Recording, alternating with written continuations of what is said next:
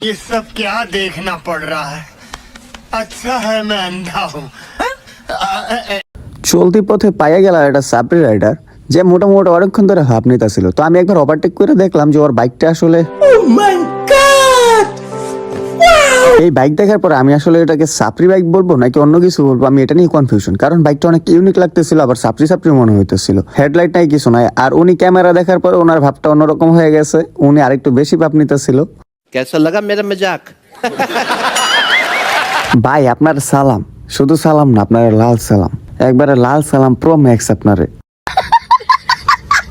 আপনি যে বাইক চালাইতেছেন, বাইকে মোটামুটি ভালো স্পিড আছে। দেখেন আমার স্পিড কিন্তু বাইকে 70 প্লাস, বাট ওভারটেক করতে পারতেছি না। মানে উনি ভালোই রাফ টানতেছে।